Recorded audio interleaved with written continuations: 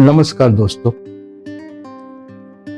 अपनी बात शुरू करने से पहले मैं सुप्रसिद्ध कवि गिरिजा कुमार माथुर की कुछ पंक्तियां उद्धृत करूंगा। एक डोर में सबको जो है बांधती वह हिंदी है, हर भाषा को सगी बहन जो मानती वह हिंदी है, भरी पूरी हो सभी बोलियां यही कामना हिंदी है, गहरी हो पहचान आपसी यही साधना हिंदी है, यही साधना हिंदी है। दोस्तों, हमारा देश विविधताओं का देश है, जहाँ अलग अलग धर्म, अलग अलग संस्कृति, अलग अलग परंपराएं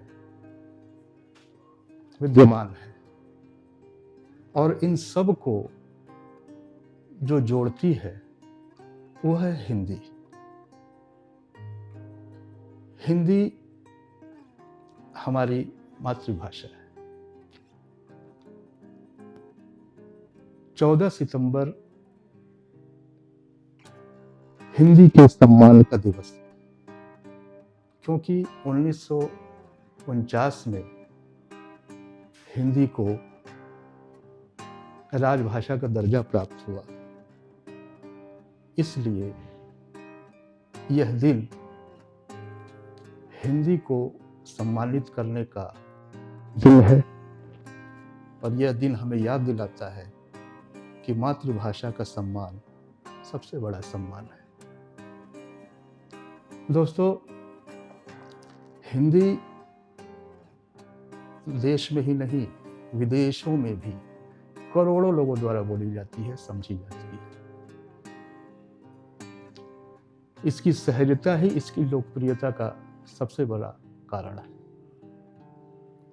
आज मैं नई पीढ़ी से कहना चाहूँगा कि अंग्रेजी का प्रभाव भले ही बढ़ा हो, लेकिन इससे हिंदी की लोकप्रियता कम नहीं हुई है और न कभी कम होगी। क्यों? क्योंकि हिंदी हमारी आत्मा है। हम हिंदी में ही सोचते हैं और जिस भाषा में हम सोचते हैं उसी भाषा में हम अपनी अभिव्यक्ति करते हैं, अपनी भावनाओं को व्यक्त करते हैं। हिंदी एक सिर्फ हमारी भाषा नहीं, बल्कि यह हमारी संस्कृति, परंपरा और हमारी आत्मा है। अपनी बात समाप्त करने से पहले मैं राष्ट्र कवि मैथिली शरण गुप्त की कविता उद्धृत करूंगा।